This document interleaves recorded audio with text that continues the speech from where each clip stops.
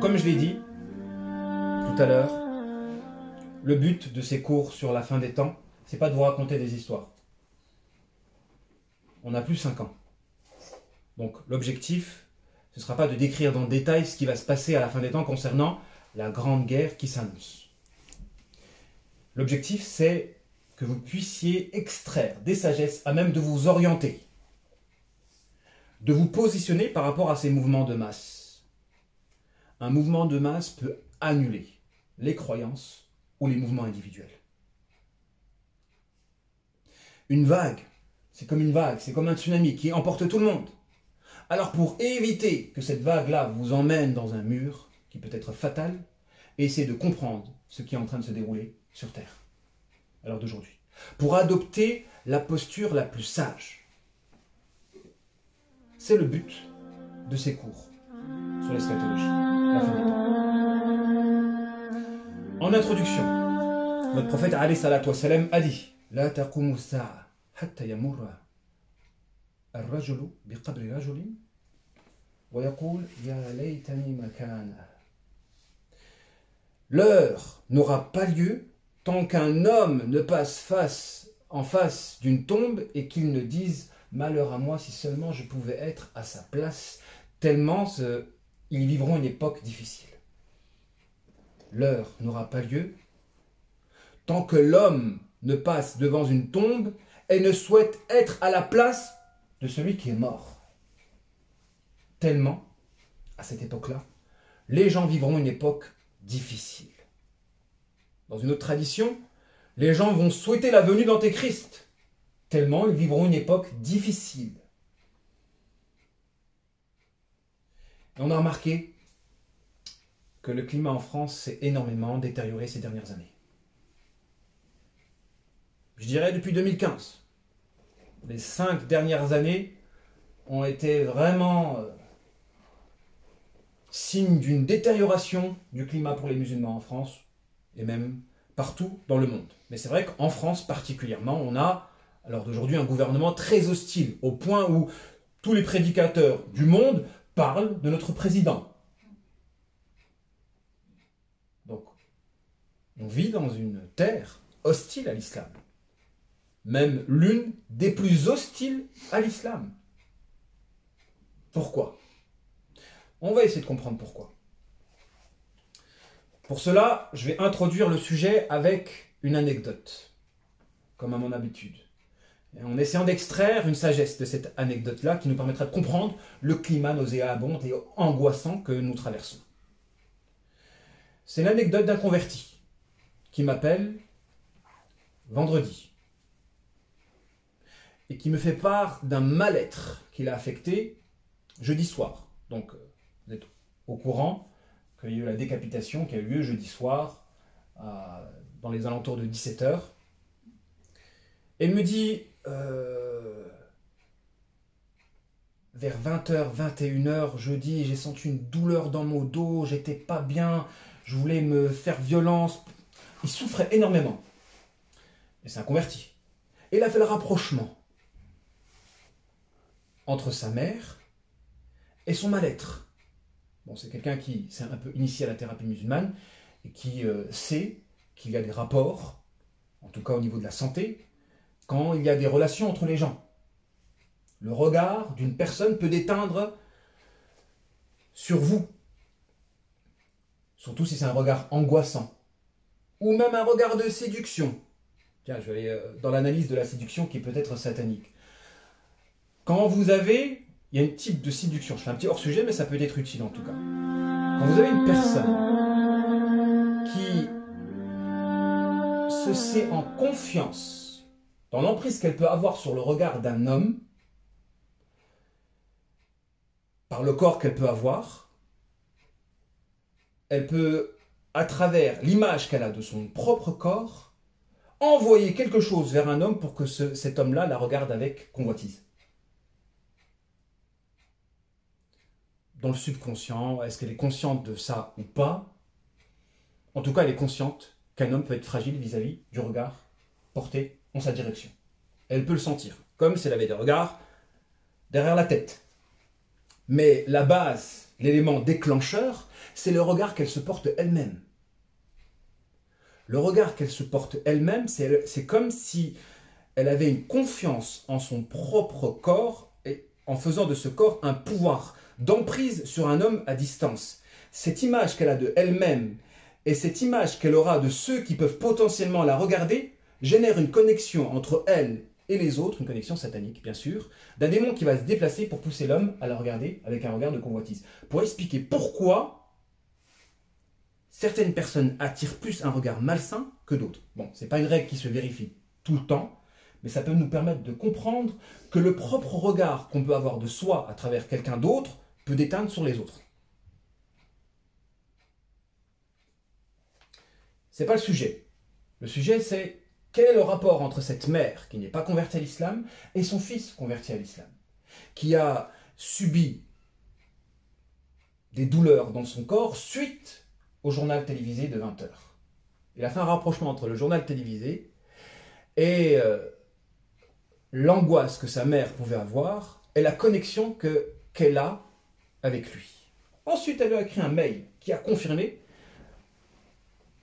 sa thèse. Son analyse de la situation a été confirmée par le mail que sa mère a écrit à son fils. Parce qu'elle angoissait de penser son fils appartenir à un courant de pensée qui légitimait ces actes-là. Donc, la mère, non musulmane, qui regarde les informations et qui est dégoûtée, angoissée de ce qui peut se passer à quelques kilomètres de Paris, et qui automatiquement, par réflexe mental, va penser à son fils converti qui laisse pousser la barbe. C'est un réflexe. On associe cet acte-là à l'islam. Elle a un fils qui est musulman. Elle angoisse de ce qui s'est passé. Elle pense à son fils.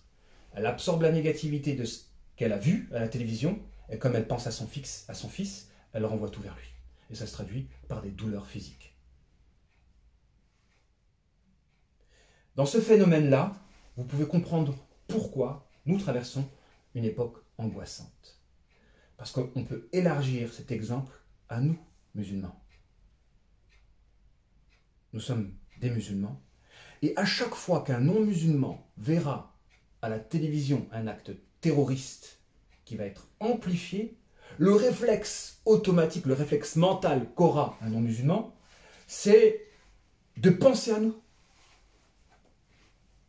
Et du coup, toute la négativité qu'ils absorbent, qui est le résultat de leur analyse de la situation, ils vont l'envoyer par cette fixation mentale en notre direction.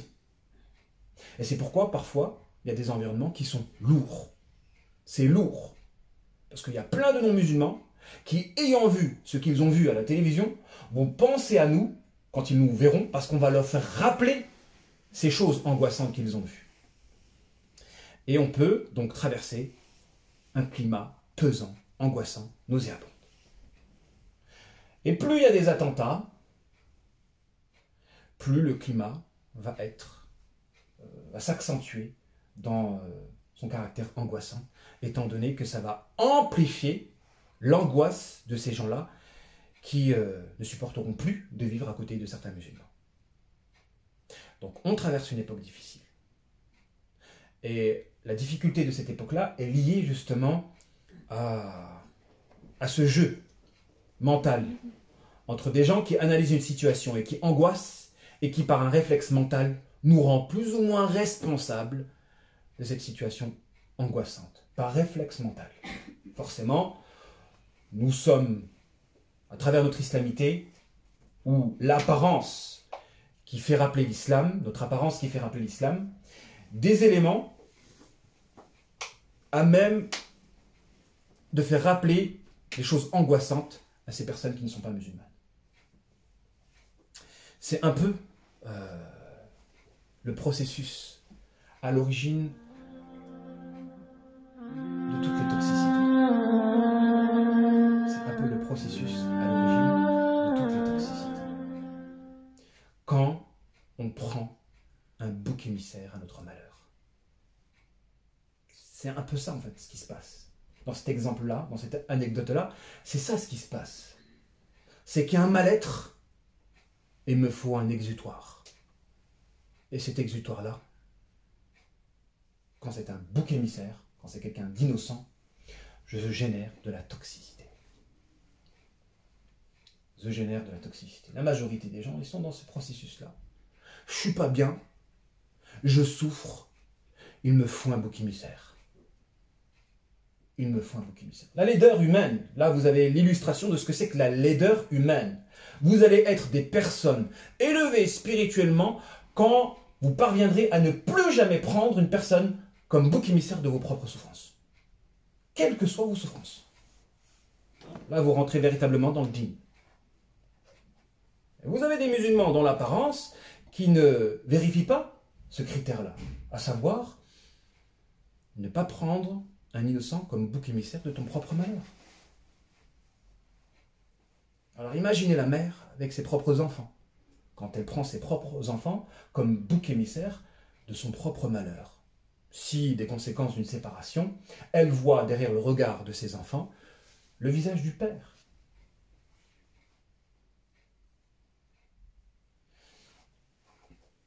Donc on doit parvenir, nous, spirituellement, à ne jamais chercher un bouc émissaire de nos propres souffrances. En prenant un innocent comme exutoire négatif de cette pression qui est en nous. C'est le processus qui explique le climat nauséabond dans lequel on se trouve, mais c'est aussi le processus qui explique la toxicité à l'échelle de nos relations. Car la laideur spirituelle se mesure justement à ce défaut de chercher un bouc émissaire à nos propres malheurs, nos propres souffrances et parfois nos propres manquements. C'est facile de dire que c'est la faute aux autres. C'est facile de dire que c'est la faute aux autres. Mais quand est-ce que tu vas te poser et chercher en toi les manquements qui ont fait ton malheur? Alors, quand on touche à l'innocence, et c'est pourquoi, à mes yeux, les deux grandes laideurs, c'est de toucher à l'innocence d'un enfant ou de prendre comme bouc émissaire de notre propre malheur une personne généreuse à notre endroit. Généreuse à notre endroit. En l'occurrence, l'ingratitude, dans toute sa puissance et son excellence. Être ingrat, c'est répondre par du mal à quelqu'un qui te fait du bien. Alors, l'amplitude est forte, parce qu'on peut être ingrat quand on ne dit pas merci à quelqu'un qui nous a fait du bien. Mais c'est encore pire quand vous répondez par du mal à quelqu'un qui vous a fait du bien. Donc, à mes yeux, les deux plus grosses laideurs, à l'endroit de ce principe-là, à savoir prendre pour bouc émissaire de nos souffrances un innocent, c'est toucher un enfant et faire du mal à quelqu'un qui nous a fait du bien. Je pense que ces deux choses-là peuvent vous rendre maudits. L'ingratitude, par excellence, à savoir faire du mal à quelqu'un qui vous a fait du bien, et toucher à l'innocence d'un enfant, ce sont les deux péchés qui peuvent générer sur vous une malédiction.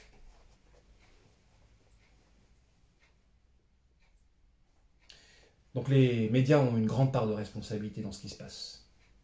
Parce que c'est eux qui sont, en quelque sorte, le relais entre ces non-musulmans et ces musulmans innocents. Parce que eux vont travailler à faire en sorte qu'il y ait un rapport entre les musulmans innocents et les non-musulmans moyennant cet acte terroriste. Et ils travaillent à cela, afin qu'il y ait un rapport dans le subconscient, moyennant un langage subliminal, des messages codés, des fois de l'ouverture et de la transparence affichée, de l'animosité déclarée, afin de pouvoir faire en sorte que ce climat nauséabond se propage. Nous, on ne souhaite pas ce climat nauséabond. On ne veut pas de ce climat angoissant, qui nous compresse et qui nous rend un peu encore En France, je trouve qu'ils passent vite à autre chose. D'ici une semaine, je pense qu'ils ne vont plus en parler. Quoi qu'il en soit, si vous lisez les commentaires, vous voyez que les gens deviennent de plus en plus décomplexés par rapport à leur animosité à l'endroit des musulmans. On sent que la haine à l'endroit de l'islam se développe. C'est un fait. Lisez juste les commentaires sous les discours de Marine Le Pen ou sous les discours... lisez juste les commentaires. Vous verrez que l'animosité à l'endroit de l'islam devient de plus en plus décomplexée. Il se lâche. D'ailleurs, vous remarquerez, parce que j'ai l'impression que ce sont les médias qui font les rois, c'est pas que j'ai l'impression, c'est le cas, qu'ils sont en train de propulser quelqu'un. Il suffit juste que si vous voyez quelqu'un qui apparaît souvent dans les plateaux, c'est qu'ils veulent faire quelque chose de cette personne-là. Et donc là, en ce moment, c'est l'ancien chef d'état-major. Il a écrit un bouquin. Il parle de reconquérir l'espace républicain. C'est un ancien chef des armées. Il commence à faire les plateaux télévisés. Dites-vous bien que derrière cela, il y a une stratégie. Est-ce que c'est l'homme de la situation qui va remplacer Macron? Comme si on voit que derrière les médias, il y a des gens qui travaillent à mettre leur pion à la tête du gouvernement. Déjà, ce gouvernement-là, il est spécial. Franchement, Macron, Darmanin et Schiappa, le triangle des Bermudes. Dans leur opposition à toute forme de religiosité, hein, pas spécialement l'islam, toute religiosité. Quoi qu'il en soit, donc, le constat, c'est que nous traversons un climat nauséabond et angoissant. C'est vrai que l'angoisse, c'est vraiment quelque chose qui peut casser notre bonheur. L'angoisse, c'est vraiment une force négative qui nous déréalise, parce que ça nous absorbe. Ça nous absorbe. Et donc, forcément, on perd nos moyens. Comme je l'ai dit tout à l'heure, la thérapie, elle se concentre essentiellement sur 2 remèdes. Le premier des remèdes, c'est comment rebondir face à un traumatisme et se libérer de toute forme d'angoisse. Parce qu'on peut marquer les émotions négatives quand elles restent longtemps dans votre conscience, c'est qu'il y a un problème. Vous allez avoir du mal à rebondir. C'est ça un peu le traumatisme. C'est qu'une émotion négative reste imprimée dans votre conscience et vous empêche de rebondir. Ça sabote un peu votre existence. Et la toxicité relationnelle. Si vous avez les capacités spirituelles de rebondir face à un traumatisme et de savoir couper, rompre une relation toxique, vous avez les 2 ingrédients du bonheur. En tout cas, les 2 clés pour vivre dans le bonheur. Parce que généralement, le malheur s'explique par ces 2 fléaux-là. Le traumatisme et la relation toxique. Alors, y aura-t-il un choc des civilisations ou pas?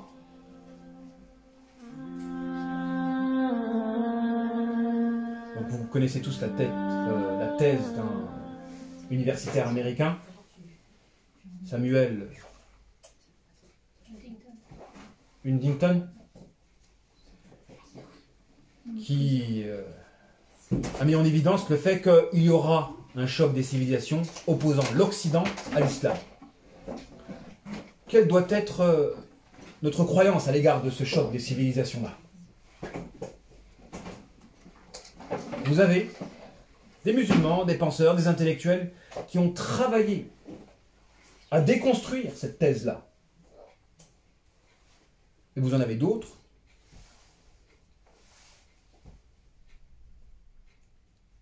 qui savent que ce choc-là est inéluctable. La question, je vous la pose à vous.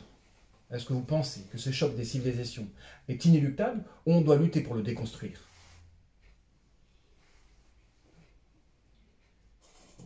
Eh bien, notre prophète, alayhi salatu wassalam,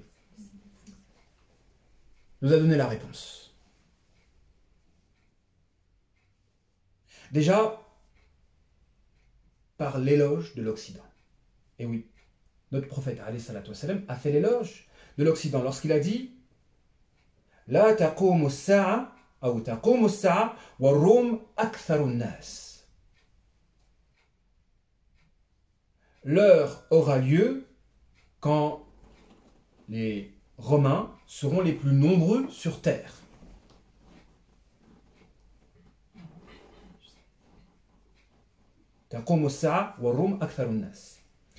Donc, on parle de Romains en parlant d'Occident. Parce que Rome, ça symbolisait l'Occident à l'époque du prophète alayhi salatu wassalam.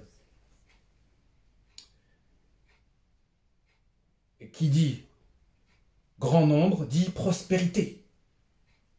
Et qui dit prospérité dit forcément des qualités. Et le prophète alayhi salatu wassalam a énuméré les qualités que les Occidentaux auront à cette époque-là. À savoir, innahum la ahlamun nas 'inda fitna. Ils seront les plus sagaces en période de trouble. En période de crise, c'est les plus amènes de comprendre la situation afin d'en sortir. Innahum la ahlamun nas 'inda fitna. Asra'uhum ifaqatan ba'da musiba. Les plus promptes à se réveiller après un malheur. Khayrun nas limasakinihim wa du'afaihim. Les plus généreux à l'endroit de leurs pauvres et de leurs faibles. Awshakuhum karratan ba'da farra. Les plus promptes à revenir à la charge après une fuite. Amna'uhum min adh-dhulm al-muluk. Les plus promptes à dénoncer l'injustice des gouverneurs. Les caractéristiques qui feront la prospérité en Occident, que vous ne trouvez pas dans les pays, entre guillemets, musulmans par leur population, ce seront les plus sagaces à l'endroit des périodes de troubles, de crise, les plus intelligents, pour pouvoir comprendre leur situation. Ils maîtrisent l'économie, ils maîtrisent ces sciences actuelles qui font la compréhension de notre contexte. Ce sont les plus prompts à se réveiller après un cataclysme. Regardez, subhanallah, la Deuxième Guerre mondiale, 50 millions de morts, la reconstruction, en même pas 20 ans. Tout est reconstruit, etc. et ça augmente, et ils reviennent au sommet des puissances mondiales. Les plus généreux à l'endroit de leurs pauvres et de leurs faibles. Regardez le système social en Occident. Les plus promptes à revenir à la charge après une fuite et les plus promptes à dénoncer l'injustice de leurs gouverneurs. Est-ce que ce sont des caractéristiques que nous avons dans ces pays qui se disent musulmans par leur population? Non. On ferme les yeux face à l'injustice. On ne soutient pas nos faibles et nos pauvres. On ne comprend même pas notre situation de crise, où on n'anticipe même pas une possible crise future. Si une guerre frapperait un pays du Maghreb, en quelques années, ce serait la faillite et la famine. Ce sont des spécialistes du bled qui le disent. Si une guerre frapperait le Maghreb, le pays tomberait dans la famine en quelques années. Famine. Il n'y a même pas la gestion de stock, de l'anticipation, de...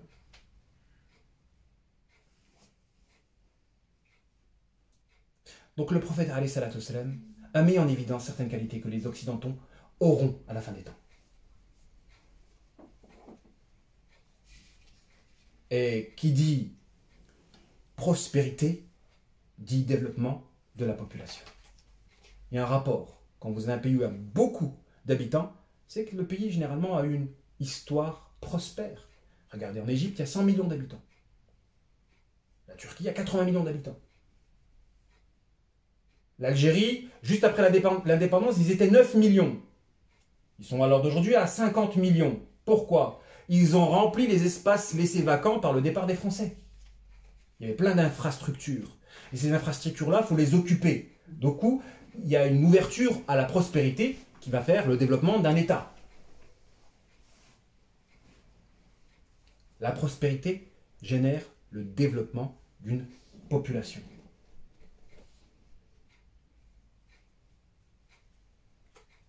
Qu'est-ce qui s'est passé dans les années 70? L'immigration économique. Donc nos parents, la première génération, se sont installés en France, pour ce qui nous concerne nous, et dans d'autres pays, à la recherche d'un meilleur avenir. Pourquoi? Parce qu'il n'y avait pas de grand avenir chez eux. Et c'est toujours le cas d'ailleurs aujourd'hui, et c'est ce qui explique d'ailleurs ces problèmes migratoires. Ces gens-là qui fuient l'Afrique pour venir en Europe à la recherche d'un meilleur avenir. Qui fait qu'il y a énormément de morts en Méditerranée. Énormément de morts en Méditerranée. Les migrants économiques. Nos parents, la génération précédente, a connu cette migration-là. Bon, ce n'est pas eux qui l'ont souhaité. Il y a eu un appel d'offres, donc des bureaux qui étaient dispatchés un peu partout, en Afrique, au Maghreb, etc., pour faire venir des travailleurs qui allaient participer à la reconstruction de la France. Que ce soit les lignes de RER ou l'industrie automobile, etc., la reconstruction. Ils étaient venus à la base pour travailler. Et même pas avec l'intention de rester. D'ailleurs, une loi a été faite pour pouvoir faciliter le retour au pays. Moyennant des indemnités. Les gens ont bénéficié de ces indemnités-là et sont repartis dans les années 80. Dans les années 80, il y a des mesures qui ont été proposées pour pouvoir permettre le retour de ces étrangers dans leur pays d'origine. Mais une autre loi, la loi qu'ils regrettent d'ailleurs, c'est la loi du regroupement familial. Quand les travailleurs ont commencé à faire venir leurs femmes et leurs familles. Et je vous assure que certains politiques disent que c'est notre plus grosse erreur, c'est celle-là. D'avoir fait cette loi du regroupement familial. Ils le regrettent. Et ils ne s'en cachent même pas de le regretter. Ils le disent dans les médias. C'est l'erreur que nous avons faite. Et qui explique pourquoi, alors d'aujourd'hui, il y a énormément de Français qui ne sont pas souches. Donc, la deuxième génération, donc la première génération, ils étaient venus pour travailler. Et ce que j'avais dit la semaine dernière, à savoir qu'il y a eu un réveil de l'islam dans les années 90. Il n'y a pas un individu qui s'est dit je vais appuyer dans ce bouton-là et les musulmans vont devenir musulmans. C'est une vague, je le répète. L'objectif de ce cours-là, c'est de comprendre les vagues, les mouvements de masse, et d'agir en fonction de la connaissance de ces mouvements de masse pour éviter un drame pour nous, éventuellement, ou pour s'orienter vers quelque chose de bienheureux.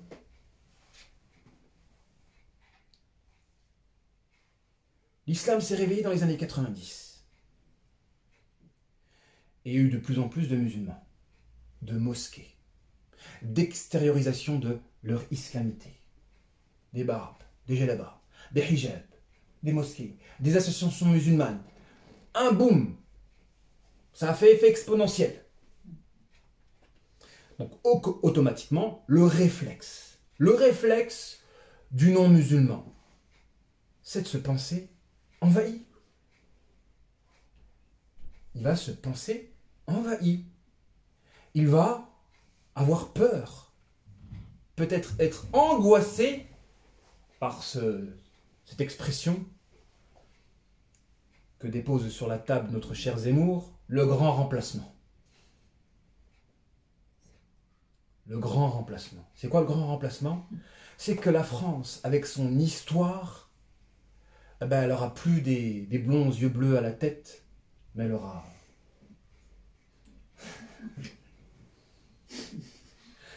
Elle aura quoi? Les gens soumis à Dieu. Un homme en djellaba avec des babouches jaunes. Et c'est pourquoi, Alors d'aujourd'hui, ce dernier veut rationaliser le discours de l'opposition à ce qu'il peut appeler une forme de colonisation ou d'invasion. On ne leur en veut pas de penser comme ça. Nous, notre objectif, c'est de comprendre ce qui se passe. On fait un petit peu de sociologie.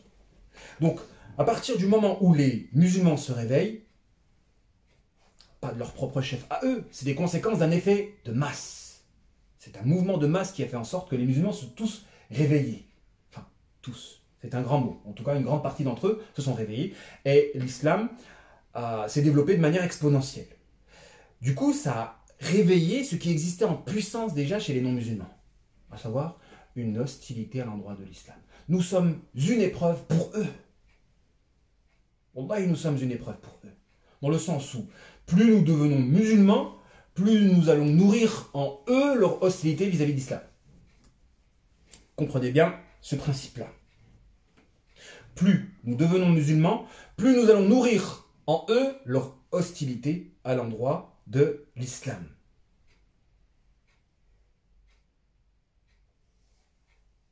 Parce que une identité, pour pouvoir perdurer, il faut qu'elle se défende. Il faut que cette identité-là se défende. Et pour qu'elle se défende, il faut qu'elle soit agressive à l'endroit de l'identité à même de la faire disparaître.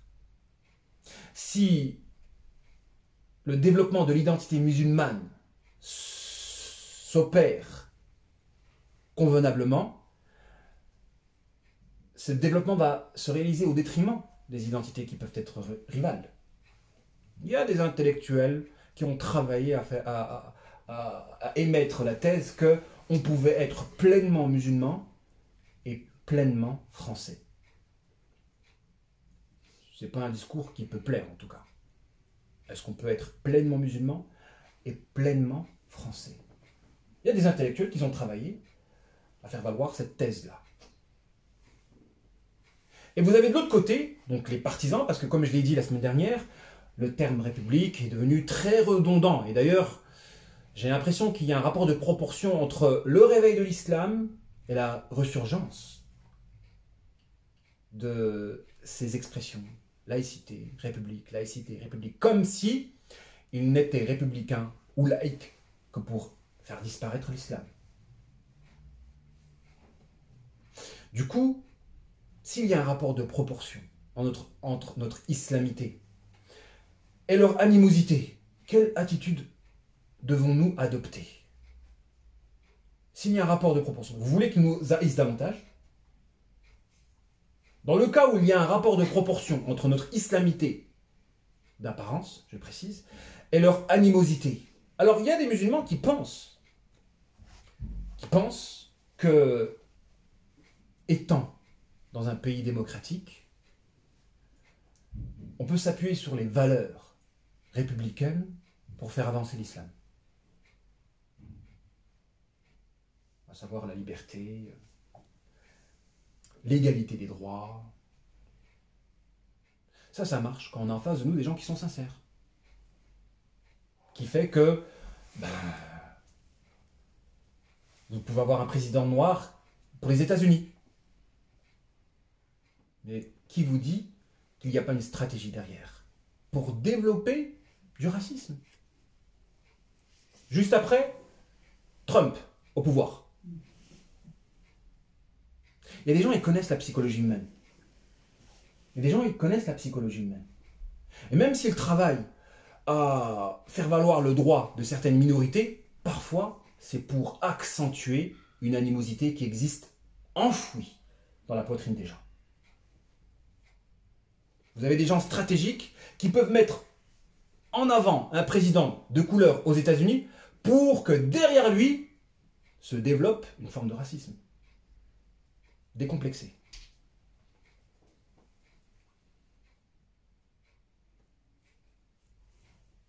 Alors il y a des musulmans qui pensent qu'en jouant sur les valeurs républicaines, de liberté, d'égalité des droits, on peut avoir les mêmes chances que les non-musulmans. Et donc forcément se développer dans une terre qui n'est pas musulmane. Ils se trompent. Pourquoi? Parce que la nature humaine, c'est la nature humaine. Et nous sommes une épreuve pour les non-musulmans, dans le sens où notre islamité va faire ressortir ce qui existe en puissance à l'intérieur de leur poitrine, à savoir de la haine. قد بدت البغضاء من أفواههم وما تخفي صدورهم أكبر.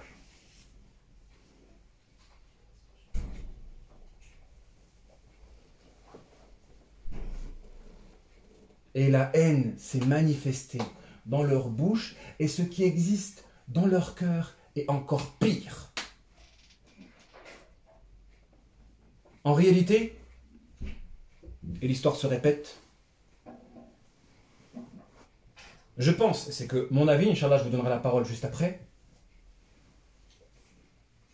qu'en jouant sur les valeurs républicaines de liberté, d'égalité des droits, pour faire avancer l'islam, au contraire, on va développer de l'animosité à notre égard. Et dans ce sens-là, les structures qui sont là pour répertorier les actes islamophobes, etc., à force de trop exposer l'islamophobie, ils accélèrent ce processus qui pousse les islamophobes à être décomplexés dans leur langage. Et ils participent au développement de ce climat nauséabond et angoissant que l'on traverse. Du coup, est-ce que c'est une bonne stratégie de faire des manifestations, des pétitions, des opérations comme pour faire valoir nos droits, quand nous avons en face de nous des personnes qui, dans leur cœur, ne veulent pas de ce que tu représentes, à savoir l'islam, tout court. Tout court. C'est l'islam qui pose problème. C'est l'islam qui pose problème.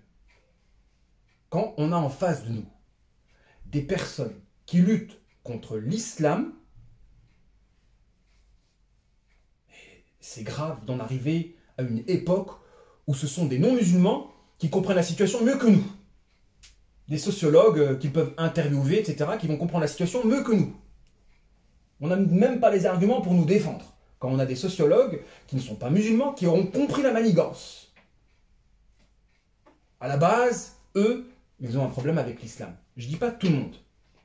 Parce que vous avez d'un côté les gouverneurs et les gens qui participent à ce nouvel ordre mondial, qui ont un intérêt à accélérer ce choc des civilisations.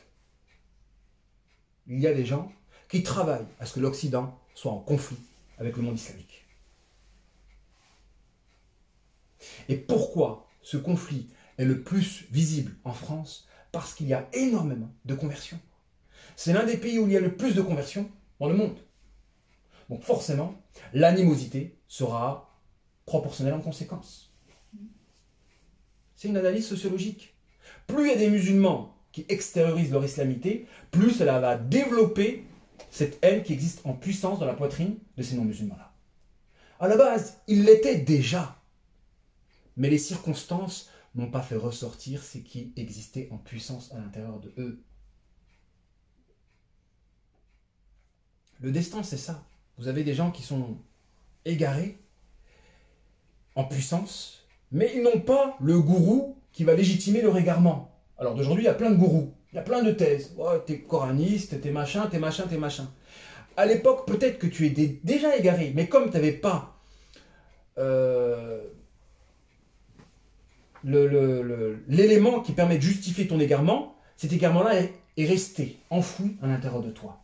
Il fallait l'épreuve, il fallait cet élément déclencheur qui va faire ressortir ce qui existe en puissance en toi. Le gourou, le courant religieux qui peut te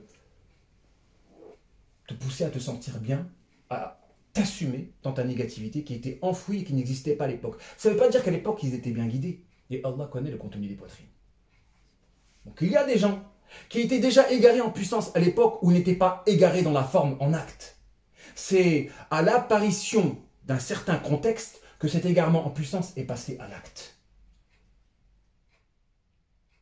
Du coup, On ne doit pas s'attrister de l'égarement provoqué par des gourous, des sectaires, etc.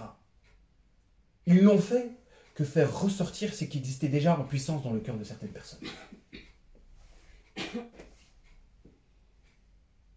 En fait, ça donne du choix. Et alors d'aujourd'hui, malheureusement, on vit une époque où il y a plein de choix. Il y a plein de choix dans l'égarement.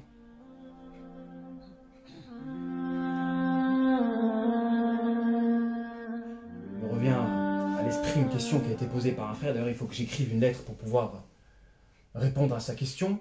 C'est un frère marié qui n'a pas spécialement de rapport intime avec son épouse, des conséquences d'une addiction à l'habitude dite secrète.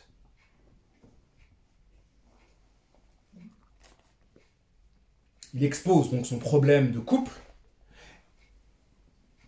et en mettant en évidence cette habitude secrète, à savoir la masturbation.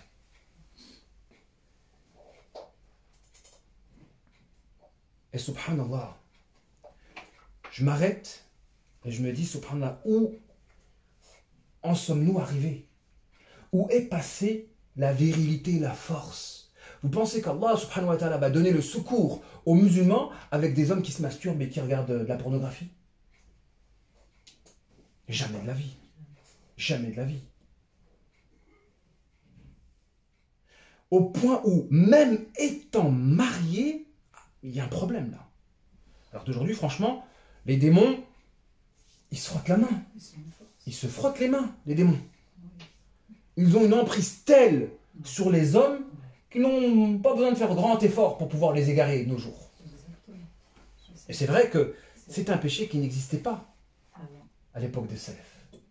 La pornographie, ça n'existait pas à l'époque des salafs. Et pareil, dans la pornographie, il y a cette transmission de négativité. Ils vont regarder une femme qui est regardée par des millions d'hommes pervers. Du coup, la femme, elle est relais entre la négativité de ces millions d'hommes qui la regardent et celui qui va la regarder. Donc, il introduit dans son foyer de la négativité. Cette négativité-là va se traduire dans la famille, par des blocages. Comment tu veux être bien avec ton épouse quand toi, tu fais des péchés en parallèle? Et à la base, les gens se marient pourquoi? Le mariage est une guérison. Le mariage est une guérison. Et peut-être c'est même une guérison contre la déréalisation. Parce qu'on récupère sa propre personnalité, on est censé la récupérer par le mariage, parce qu'il y a du vivant dans une relation amoureuse. Et à travers le mariage qui est censé être une guérison, les gens s'écroulent. Et bien sûr que Shaitan se frotte les mains. Il n'a même plus besoin de travailler à nous séparer, à faire en sorte qu'on divorce. Restez mariés si votre mariage est toxique.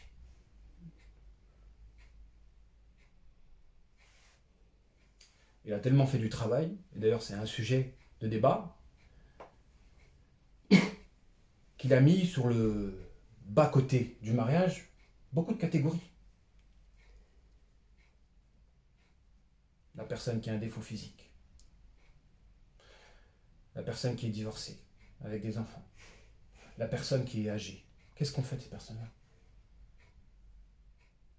Qu'est-ce qu'on fait? Sur le bas-côté du mariage, ils n'ont pas le droit de se marier, ces gens-là?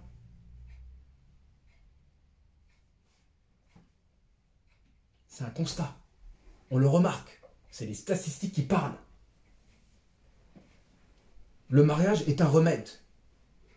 Alors soit les gens ne parviennent pas à se marier, ou soit quand ils se marient, ils ne sont pas épanouis à travers leur mariage. Au point où Shaitan n'a même plus besoin de travailler à leur séparation, puisque leur union est toxique en soi. Arriver à un degré où l'homme se masturbe, regarde de la pornographie alors qu'il est marié, c'est qu'il y a un gros problème. Et Allah ne donnera pas le secours avec des hommes comme ça c'est sûr. Bon, j'ai fait un petit hors-sujet. Je ne sais pas pourquoi j'ai fait ce hors-sujet-là.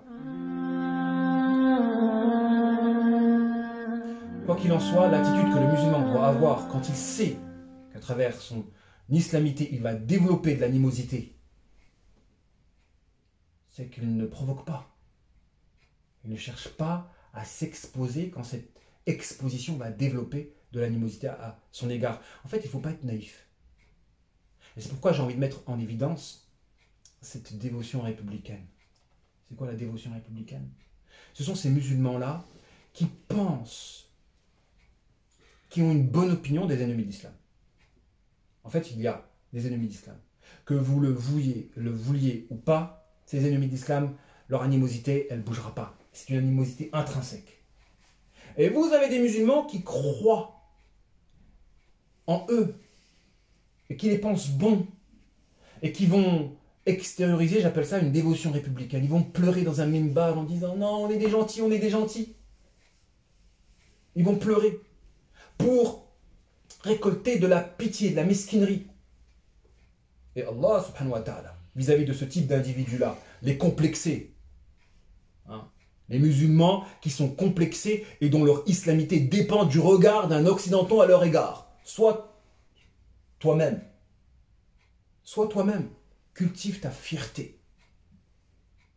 Pourquoi tu définis ton islamité à travers le regard d'un non-musulman à ton égard?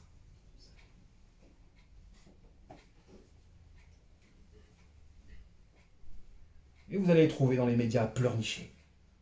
Et il y en a énormément de ces musulmans-là. D'ailleurs, ils travaillent, comme je vous l'avais dit, à semer la dissension entre les authentiques, les musulmans authentiques, et les musulmans complexés, qui vont nous rendre, nous, responsables du climat angoissant, nauséabond, ou du développement de l'islamophobie en France.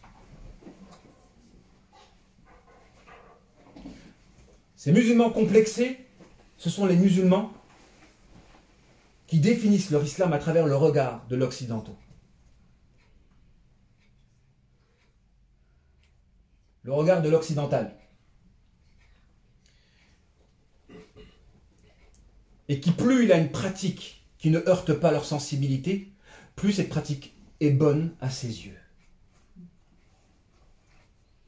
Du coup, ils vont considérer les musulmans authentiques qui extériorisent leur islamité ou qui restent accrochés à leurs valeurs avec fierté comme les responsables du développement de l'islamophobie. Si bien que le musulman authentique, il va se sentir agressé par le non-musulman qui n'a pas compris ce que c'est que le message de l'islam et par le musulman qui va le prendre, lui, comme bouc émissaire du climat environnant, angoissant. À chaque fois qu'un attentat, ce phénomène se réalise. Il n'y a pas que le non-musulman qui nous rend responsables et qui fait de nous le bouc émissaire du climat angoissant en France. Il y a aussi le musulman complexé qui, lui, définit son identité à travers la recherche de l'agrément des occidentaux. Si bien que, dès qu'il y a un événement qui se passe, il nous rend, nous, responsables à travers notre islamité extériorisée du décor ténébreux. Du coup, on subit deux agressions. L'agression des non-musulmans islamophobes et l'agression du musulman complexé qui nous rend responsables du climat nauséabond. Donc méfiez-vous de cette dévotion républicaine. Ces musulmans qui vont développer une spiritualité dans le sens de la recherche de l'agrément des occidentaux. Et d'ailleurs même eux le savent, que c'est vil et c'est bas.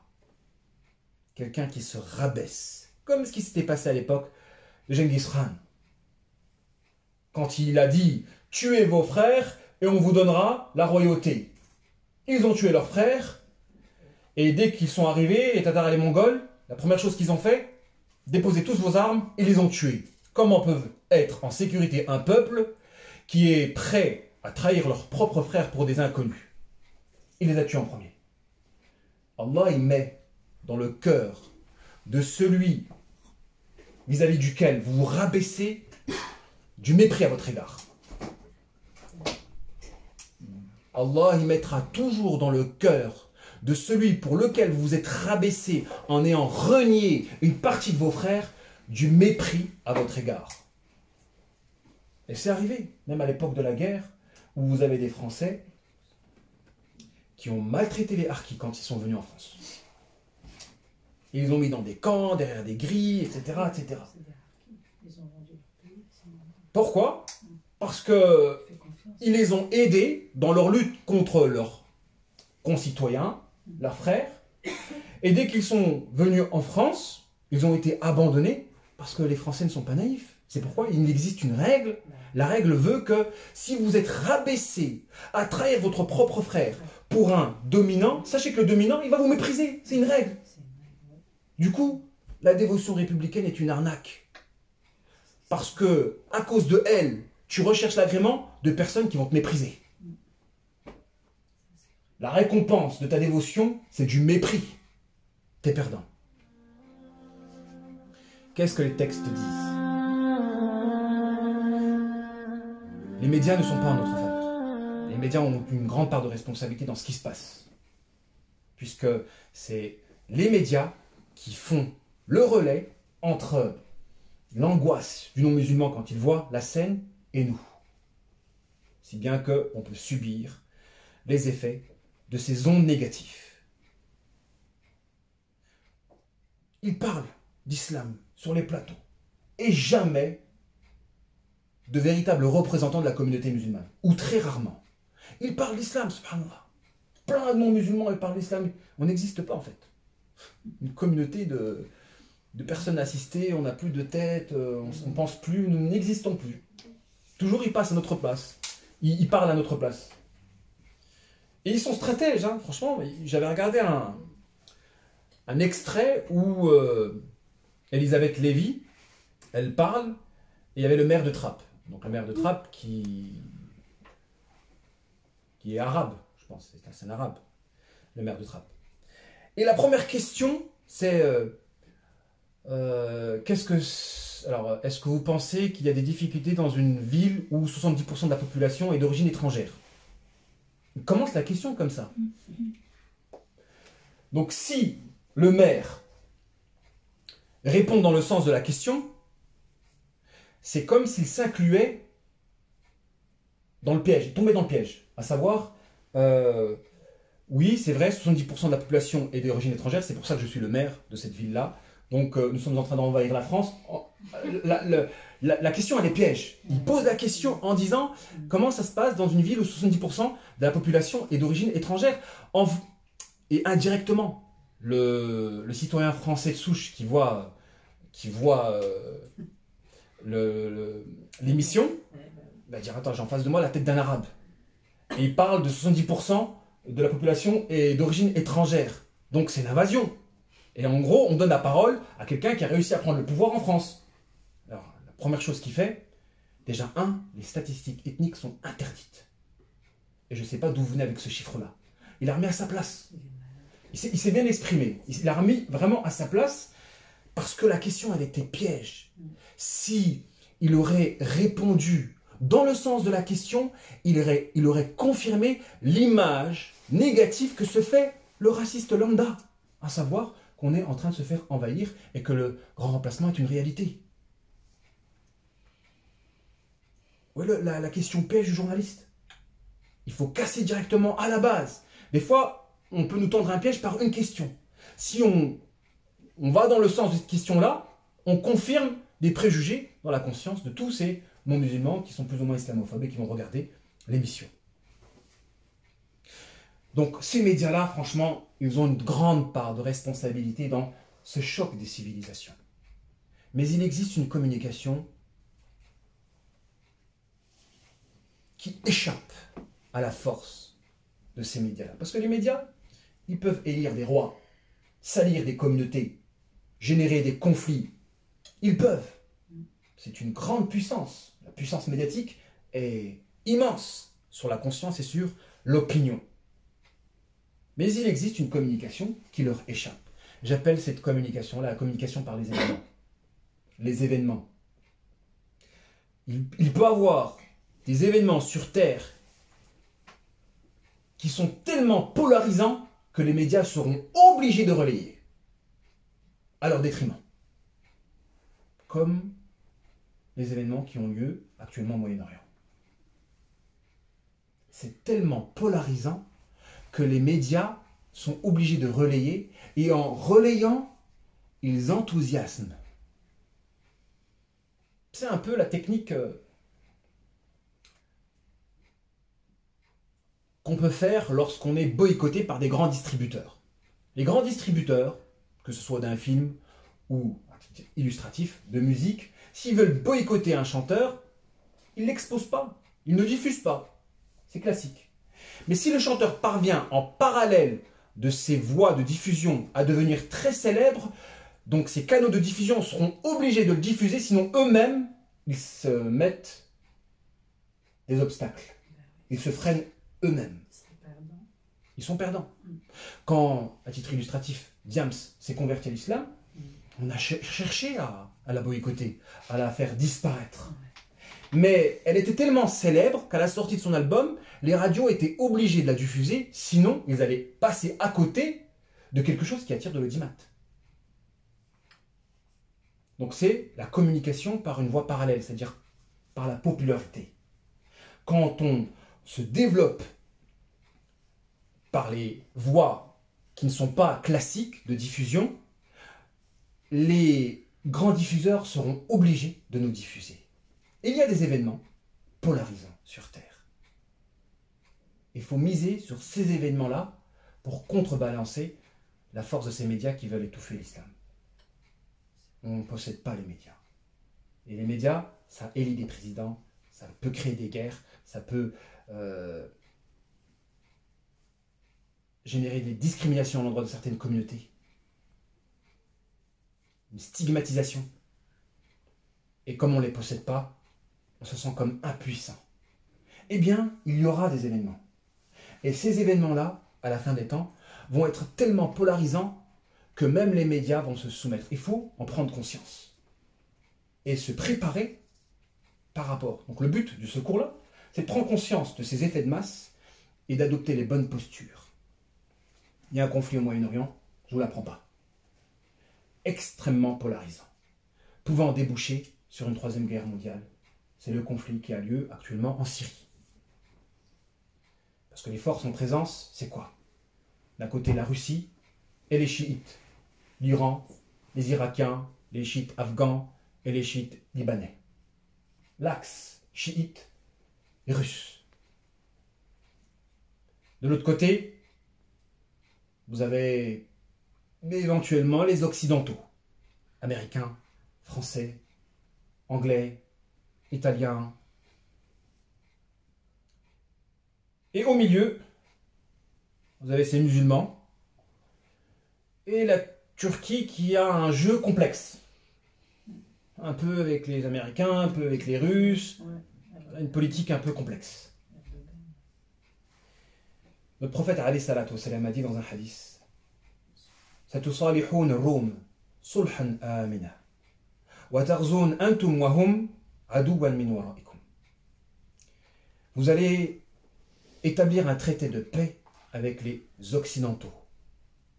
Et ensuite, vous allez combattre avec eux un ennemi commun. Donc, notre prophète alayhi salatu wassalam parle d'une alliance avec les Occidentaux. Dans un autre hadith, notre prophète alayhi salatu wassalam dit: La taqumu as-sa'a hatta yanzil ar-rum bil a'maq aw bidabiq. L'heure n'aura pas lieu tant que les Occidentaux ne s'installent dans ces secteurs-là. Bil a'maq, c'est à côté d'Alep. Aw bidabiq, pareil, c'est dans la région d'Antakya. Ne s'installe là-bas. Ce qu'il faut extraire de ce hadith-là, c'est qu'il va avoir une alliance avec les Occidentaux. Donc, ils ne sont pas des ennemis absolus. Et pareil, nous, on n'est pas hypocrites en se disant il va avoir une alliance avec les Occidentaux, donc ce sont nos amis, en faisant abstraction de la suite. Parce qu'il va y avoir ensuite un conflit contre eux, et c'est cette grande guerre qui s'annonce.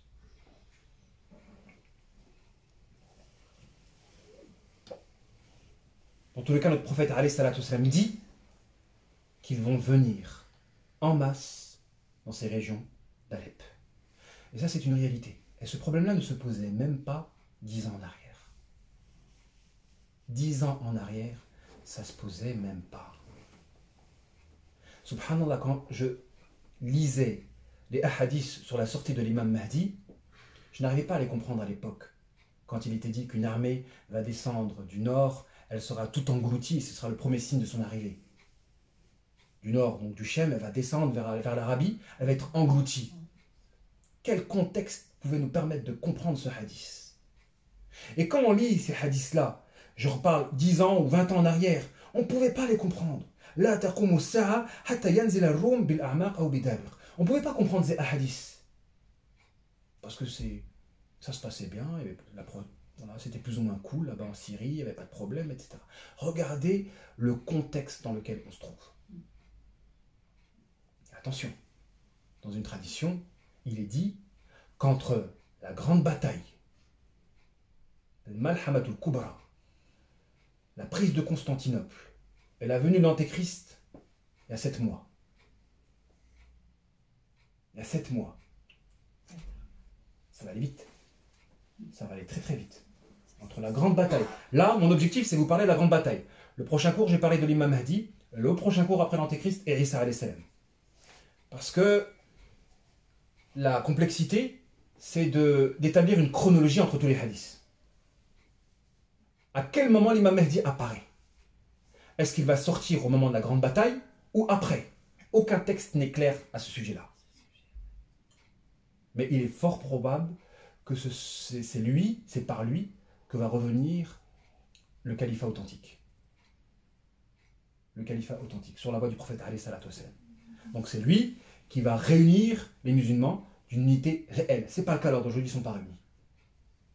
À l'heure d'aujourd'hui, les musulmans ne sont pas réunis. Donc regardez, ces questions-là ne se posaient pas à l'époque. Le conflit est en train de polariser l'attention du monde.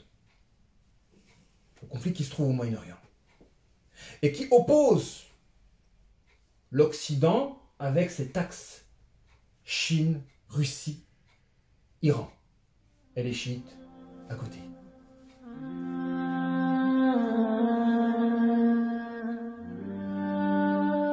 Je vais vous expliquer comment aura lieu cette bataille.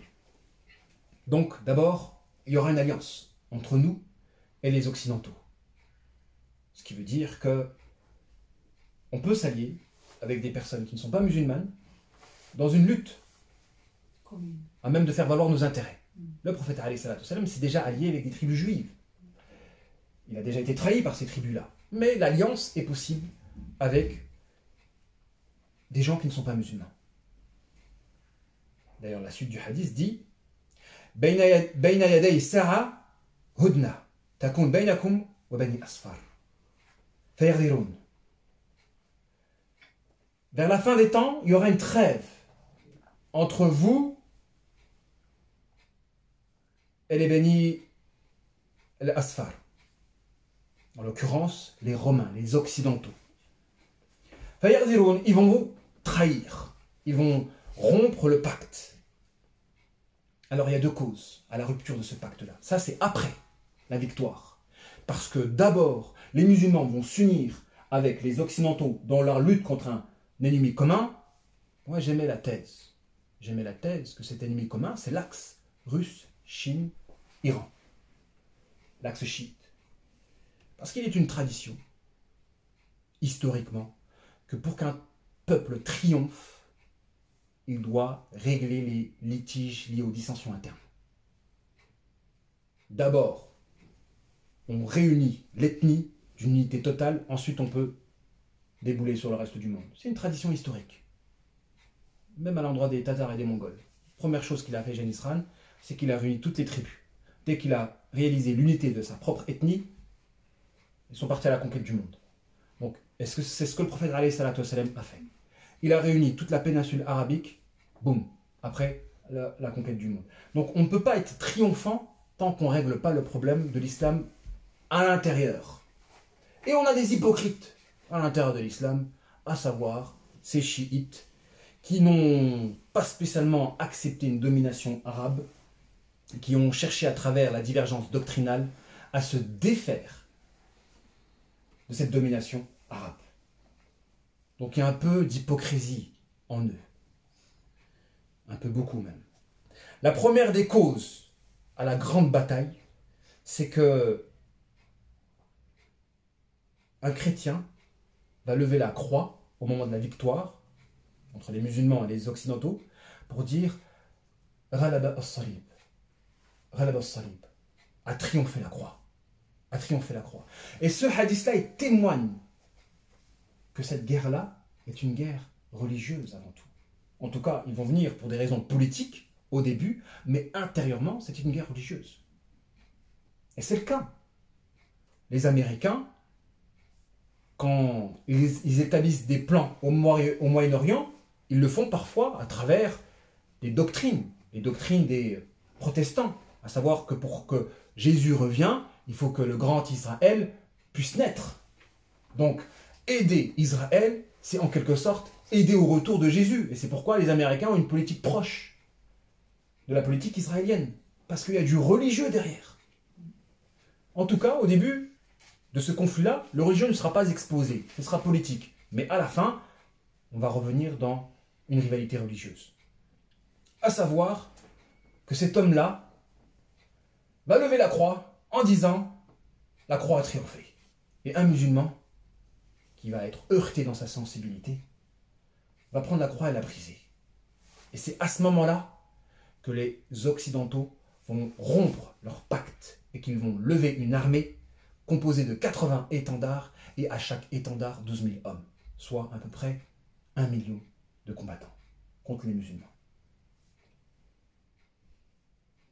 Et la deuxième cause de la bataille entre les musulmans et les occidentaux, c'est la conversion de beaucoup de non-musulmans.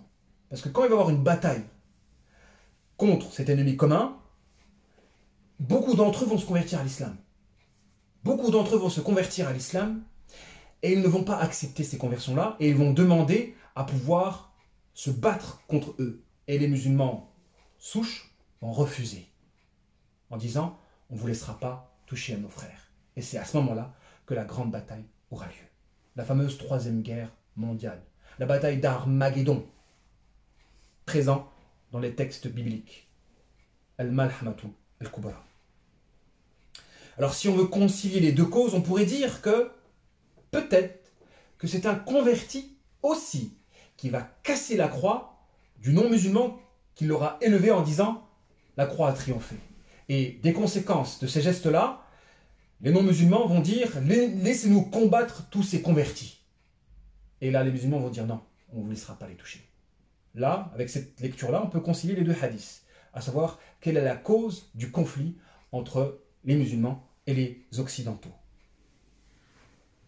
Tout ça pour vous dire, le but c'est pas de vous raconter dans les détails le récit de la guerre.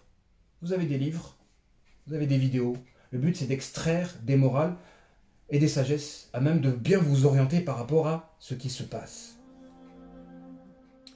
Et juste après ce conflit, il est dit dans un hadith La taqumu sa'a hatta yaghzuha, donc en faisant allusion à Constantinople, sab'una alfan min bani Ishaq. Falam yuqatilu bisilah, wa lam yarmu bisahmin, bal yaqulun la ilaha illallah, Allahu akbar. Donc l'heure n'aura pas lieu tant que Constantinople ne sera pas conquise par 70 hommes des Bani Ishaq, les occidentaux. Donc les Bani Asfar ou les Roms ou les Bani Ishaq, c'est les mêmes. Et c'est eux qui vont reprendre Constantinople. فلم يقاتلوا بسلاح ولم يرموا بسهم بل يقولون لا إله إلا الله الله أكبر. Ils ne vont pas la reprendre avec des armes ni avec des flèches, mais juste en disant La ilaha illallah, Allahu Akbar. Qu'est-ce que vous comprenez de ce hadith-là? Il y a beaucoup d'enseignements à extraire. On parle d'une reconquête de Constantinople. Alors d'aujourd'hui, Constantinople, qui est Istanbul, elle est musulmane ou pas? Elle est déjà musulmane. Est-ce qu'on lève les armes sur des musulmans? Non, la Turquie actuelle, elle est musulmane. Qu'est-ce que l'on doit extraire de ce hadith? C'est que l'islamité, elle existe individuellement, même pas collectivement. Ils sont musulmans individuellement, mais pas collectivement parce qu'ils ne vivent pas dans une société musulmane. Et c'est pourquoi la reconquête va se faire par du dhikr. Elle va être acceptée par les locaux, à bras grands ouverts, parce qu'ils sont déjà musulmans. Par contre, qui va venir? Des musulmans authentiques qui vont instaurer un État islamique. Donc, important de préciser qu'il existe une identité individuelle. On peut être musulman individuellement. Par contre, on ne l'est pas collectivement quand on ne vit pas dans une société musulmane. D'où l'obligation de prêter serment d'allégeance. Il y a un hadith qui nous dit, celui qui meurt et qui n'a pas prêté serment d'allégeance, il meurt d'une mort païenne. Le Cheikh Albani, il interprète ce hadith-là en disant, si un État musulman existe, il est obligatoire pour vous d'y aller. S'il n'existe pas, vous devez travailler à le construire. Deux issues. Parce que si nous sommes musulmans sans État islamique, il nous manque la seconde partie de notre identité. Et ce hadith met en évidence ceci, à savoir que les musulmans qui vivent actuellement en Turquie ont une identité musulmane individuelle, mais pas collective, parce qu'ils ne vivent pas dans une société musulmane. Et on définit une société musulmane à sa législation. Ça ne veut pas dire que c'est un état de koufr. Alors d'aujourd'hui, absolument de koufr. Parce que l'un des États qui fait le plus de bien à l'islam de nos jours à travers le monde, c'est la Turquie. Mais la politique de la Turquie est ambiguë. Est-ce qu'elle soutient entièrement les musulmans? Non. Qu'est-ce qu'ils peuvent faire, ces musulmans, en Syrie, face à des avions qui les bombardent? Ils ne peuvent rien faire. C'est avec des mitraillettes que tu repousses un avion? Tu peux rien faire. Et c'est vrai qu'il y a comme un abandon, dans le sens où on ne leur donne pas les moyens de se défendre contre des attaques aériennes. Donc, c'est ambigu et c'est complexe. Mais d'un côté, elle ne fait pas rien, mais elle ne fait pas tout non plus. Elle ne fait pas rien, mais elle ne fait pas tout. Donc, on ne peut pas attribuer à l'État turc le qualificatif d'État musulman, bien qu'elle fait beaucoup. Et c'est à ce moment-là qu'ils vont entendre un cri comme quoi l'Antéchrist est sorti. À ce moment-là, que ces conquérants-là qui vont reprendre Constantinople vont entendre une rumeur comme quoi l'Antéchrist est sorti. Mais c'était juste une rumeur, mais à leur retour, effectivement, il ne va pas tarder à sortir. Je n'ai pas parlé de l'imam Mahdi, bien qu'il intervient dans ces moments-là. Il y en a qui disent juste après, il y en a qui disent juste avant. C'est pas fixe. Mais je vais réserver un cours que sur lui la semaine prochaine. Le but de ce cours-là, d'aujourd'hui, c'était pas de vous détailler exactement comment ça se passait. Vous n'avez plus 5 ans pour qu'on vous raconte des histoires. L'objectif, c'est d'agir en conséquence par rapport à ce qui se passe. Quand vous savez que votre islamité, quand elle s'extériorise, développe de l'animosité de l'autre côté, arrêtez de provoquer. Par votre extériorisation, soyez stratège, anticipez, assurez vos arrières avant que vous n'avez plus les moyens de trouver une issue par rapport à la situation qui peut s'envenimer davantage. Quand vous comprenez la sociologie d'une société, vous pouvez riposter d'une bonne manière, en étant stratège. Et c'est arrivé à l'époque du prophète alayhi salatu wassalam, la période mécoise, où au début, il se cachaient, ils vivaient discrètement leur religiosité, et le prophète alayhi salatu wassalam interdisait même aux compagnons de le venger quand on se moquait de lui, pour pas accentuer le climat nauséabond et angoissant. J'ai l'impression que les musulmans d'aujourd'hui, par le leurre dans lequel ils se trouvent, ils pensent qu'en faisant valoir leurs droits ici, ils vont arriver à développer l'islam. Bien au contraire, par leur leurre, ils accentuent l'animosité des musulmans. L'animosité à l'endroit des musulmans. Le comble de l'ironie, c'est qu'ils nous montrent du doigt, nous, musulmans authentiques, comme étant responsables de ce climat nauséabond. Par l'action de faire valoir leurs droits, ils développent l'animosité des non-musulmans, et en plus, ils nous rendent nous responsables de ce climat nauséabond. Sachant que l'animosité des non-musulmans s'explique essentiellement par le réveil de l'islam, qui fait ressurgir à la surface ce qui existe en puissance dans leur cœur. En puissance dans leur cœur. Mais j'ai l'impression que certaines personnes, elles ont besoin de vivre les choses pour comprendre. Il y a beaucoup, malheureusement, qui sont complexés et qui pensent que, voilà, la fameuse dévotion républicaine, et puis quand ils vont se prendre une claque, une grosse claque, ils vont comprendre en fait qu'ils sont arnaqués et peut-être qu'ils vont cultiver par la suite leur fierté. En espérant.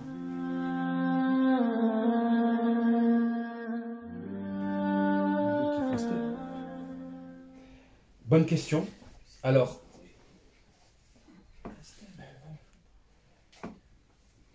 c'est comme par rapport au destin.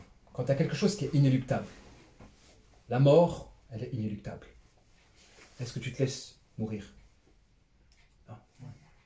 Tu as des choses qui sont inéluctables et qui sont négatives. C'est pas pour autant qu'on ne doit pas résister. Mais de manière sage. La vie, c'est ça, ce qui fait le charme de la vie. C'est que tu as des choses qui sont inéluctables. Le choc des civilisations, on ne le veut pas. Mais il est inéluctable. Déjà, nous, on doit y croire. Parce que c'est ce que nos textes le disent. Il y aura ce fameux choc, il y aura la bataille d'Armageddon, la grande bataille finale. Elle aura lieu. Donc ces musulmans-là, déjà, qui pensent qu'il faut lutter pour déconstruire cette opposition-là, déjà, il faut mettre une croix. Ils ne sont pas réalistes. Quand ils disent on veut se battre pour le vivre ensemble, il n'y aura pas de vivre ensemble. Le temps va passer, les haines vont augmenter, les haines vont devenir montantes, etc. Mais, ce constat-là, est-ce que ça doit nous rendre fatalistes, catastrophistes, en baissant les bras? Non.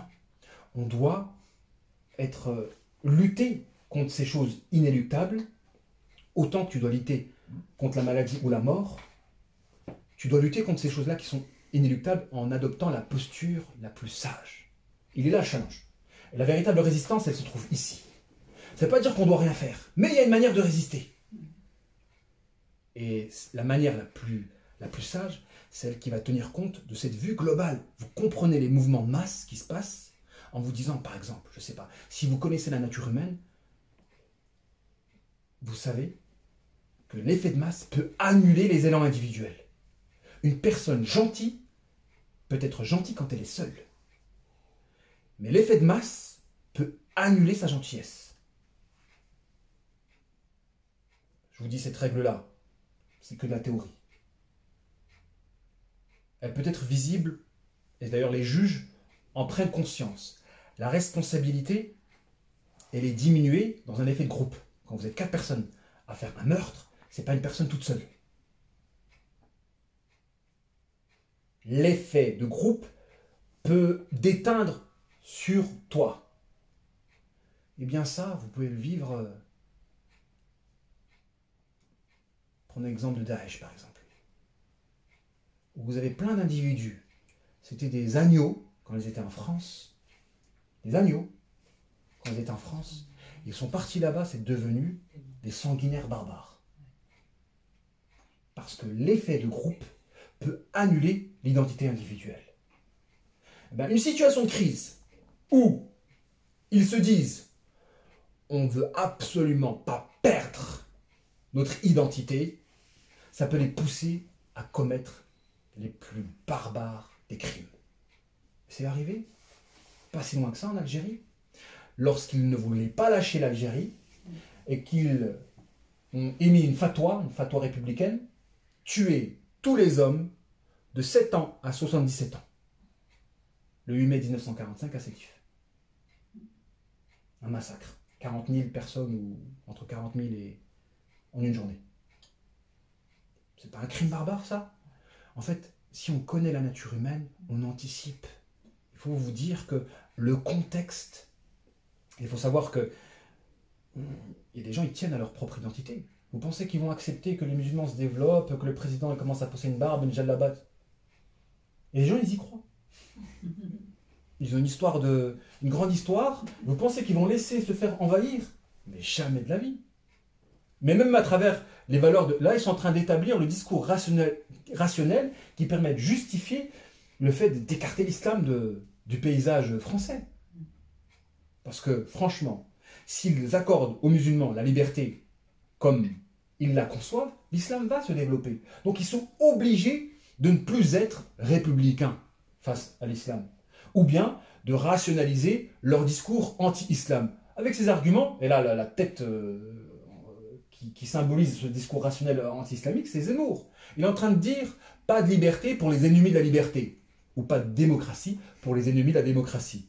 Donc il ne faut pas qu'on les laisse profiter du système démocratique pour ensuite faire disparaître le système démocratique. C'est leur argument pour pouvoir ne plus être en conformité avec leurs propres valeurs avec nous. En gros, la liberté, la République pour tous, sauf pour les musulmans. Ce qui révèle qu'ils sont hypocrites à l'endroit de leurs propres valeurs. Nous sommes une fitna pour eux dans le sens où on met en évidence leur hypocrisie à l'endroit de leurs propres valeurs, étant donné qu'ils n'élargissent pas ces valeurs pour nous. Et c'est ce que Ibn Badis avait vécu à leur époque, dans leur comportement à l'endroit des indigènes. Pour répondre à ta question, non, on ne doit pas rien faire.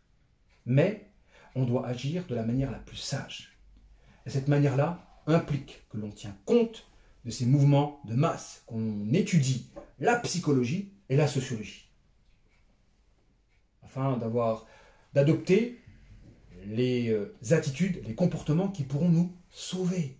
C'est une question de salut, et même pas que spirituel, même à l'endroit de l'intégrité de votre corps. Parce que s'il y a une crise ou qu'il y a une guerre civile, ça va être catastrophique. Ça va être catastrophique. On ne peut rien faire face à un État structuré. Et ceux qui se leurrent à penser qu'on peut faire quelque chose, qui lisent l'histoire. Même un grand nombre d'individus face à un État structuré, il va y avoir des catastrophes, il va y avoir des massacres. Il faut éviter au maximum. Donc on n'est pas dans la provocation. Il faut éviter la provocation. Et on sait, historiquement parlant, que tout va se jouer au Moyen-Orient. Tu crois quoi? Tu crois que tu vas instaurer un État islamique en France ou quoi? Non. Donc il faut être stratège. Bien sûr, nous travaillons toujours dans le dialogue. Dans le dialogue. Pour lutter contre ces médias-là qui travaillent à creuser, à construire un mur entre nous et les non-musulmans. Parce que ces médias-là, c'est eux qui sont à l'origine de ce climat nauséabond et angoissant, en jouant sur la symbolique ou des messages subliminaux qui associent dans la conscience des gens par un réflexe mental des actes terroristes aux musulmans lambda. Notre challenge, il est là, toujours dans le dialogue. Mais ça, à un moment donné, je pense que les événements vont prendre le dessus. Il y aura moyen, mais ce sera des gouttes d'eau par rapport à l'océan de la négativité face à nous. Moi, je pense quand même que Dieu il utilise tout ça pour sauver encore quelques âmes, pour les réveiller. Ceux qui ne sont pas encore réveillés, qui ne sont pas musulmans. Et c'est pour ça qu'il laisse tous ces gens dire des choses qui sont fausses. Et il y en a qui ouvrent les yeux comme ça. Parce qu'avant le déluge, en fait, voilà, comme vous dites, toutes les catastrophes qui vont arriver, ben, pour l'instant, il essaye encore d'ouvrir les cœurs. Et c'est pour ça qu'il y a encore plein de convertis, c'est pour ça qu'eux, ils paniquent, c'est pour ça que... Ce qui est vrai, c'est que ces événements qui sont censés générer de la répulsion chez les non-musulmans, parfois génèrent de la curiosité. Oui. Et cette curiosité peut pousser à la conversion. Il y a eu énormément de conversions suite aux attentats du World Trade Center. Énormément. Contre ce qu'ils s'attendaient. Ils s'attendaient à ce que les gens développent de l'animosité à l'endroit de l'islam, mais en fait, les non-musulmans, ils sont hostiles à l'islam très souvent par ignorance. Du coup, cet événement-là, qui est censé générer automatiquement par réflexe de la répulsion à l'endroit de l'islam, les a poussés à se cultiver, à se poser des questions, oui, et à découvrir. Et du coup, ils ont fait de la communication pour l'islam. Des fois, Allah s.w.t. par des événements, il fait de la com au service de l'islam. Donc en fait, ils rusent par-dessus une ruse. Oui. C'est comme l'histoire de Moïse, en fait, ça nous fait penser à ça. Ils ont fait venir nos parents, entre parenthèses, en espérant qu'ils auraient une descendance pervertie et tout ça. Et en fait, il a mis nos parents, et puis ils ont eu des enfants. Eux, ils espéraient qu'on soit des libertins. Mais Dieu nous a réveillés de la même manière qu'il a mis Moïse chez Pharaon. Et ensuite, il l'a réveillé prophète, quoi. Enfin, je ne sais pas si vous voyez le rapport. Mais... Je pense même pas qu'il se posait la question au début de... Non, mais on va les égarer ou pas les égarer. Dieu en avait d'autres, c'est ça que je veux dire, en fait. À l'époque, je pense pas que ça se posait la question de savoir est-ce qu'on va en faire des libertins, parce que l'islam n'existait pas, c'était faible en France. Ça se posait même pas la question. Même les parents qui sont venus ici, pour la majorité, ils n'étaient pas du tout pratiquants. Oui, c'est vrai. Pas du tout pratiquants. On va les exploiter, on va s'en servir, et puis après... Oui, mais Dieu a utilisé ça pour propager l'islam dans ce pays, en fait. Vous vouliez poser une question? En fait, Je vais raconter une anecdote qui fait un peu écho à tout ce que vous avez dit. Chez moi, dans mon pays, en Allemagne, il y a un très très gros mouvement qui commence à protester contre les mesures liberticides, donc le port du masque, le couvre-feu, etc. Aujourd'hui, à Berlin, il y avait plusieurs dizaines de milliers de manifestants. Et donc, il y a un youtubeur très très connu qui avait mis un message dans un groupe en disant, par rapport aux attentats en France, il disait ne tombez pas dans le panneau, c'était pas un musulman qui a fait ça, ils essayent de vous monter contre l'esprit contre les musulmans, etc. Et donc, lui, il était catégorisé par les médias officiels comme étant d'extrême droite. Et moi, ça m'a surpris de lire ça de sa part.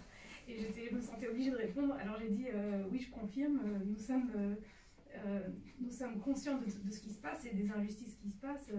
Et à ça, en fait, quelqu'un m'a répondu, il m'a dit mais vous êtes où? Mais vous êtes où dans les manifestations? Vous êtes où dans la contestation? Vous êtes où?